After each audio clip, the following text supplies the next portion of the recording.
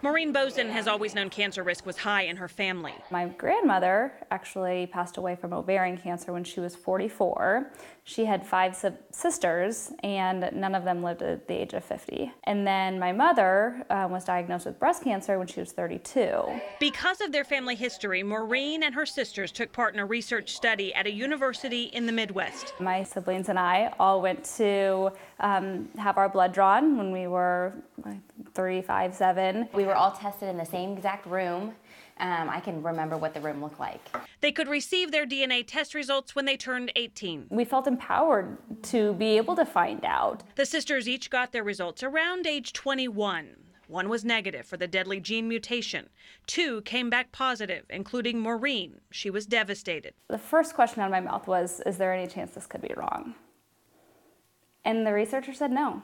And so Maureen decided to get a preventative double mastectomy at age 23. She married, had 3 children, never able to breastfeed, but the gene also affects the ovaries. And so the right thing to do and what the doctors recommend is to have a complete hysterectomy by the age of 35. And I was in my early 30s. Before that surgery, insurance wanted a new DNA test done. Everyone knew it would come back positive, except it didn't. I was at work, and the first thing she said was, "We need to talk." And my heart just sank. And she said, "You're negative." And I just started bawling. She got another test. It was negative too. That first test, even though she was told it could not be wrong, was wrong. I wish what I had been told was, if you don't trust it, get another test.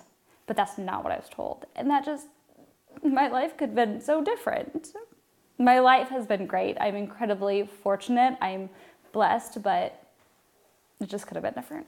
So I think for patients to know, if you had testing 10 years ago, we probably need to update you. So make sure you're asking those questions. Dr. Jennifer Klemp has been working in the field of cancer genetics since 1997. While she wasn't involved in Maureen's early study, she said she's not surprised there was an error. 20 years ago when we sent in our first tests, BRCA1 and 2 were the 2 genes that you tested for. About 30 to 40% of the time, we would get something called a variant of uncertain significance. And basically that meant we found a mutation or an error in the DNA. Today, in a reputable lab, that should be less than 1 to 2%. Maureen obviously did not have the hysterectomy. The university where the original research was done is currently retesting Maureen's DNA. She is expected to get the results of that 4th test any day. Do you feel if that's a negative, you're going to finally believe it? I do. Okay, and yes. if it's a positive? I don't even know. I don't know.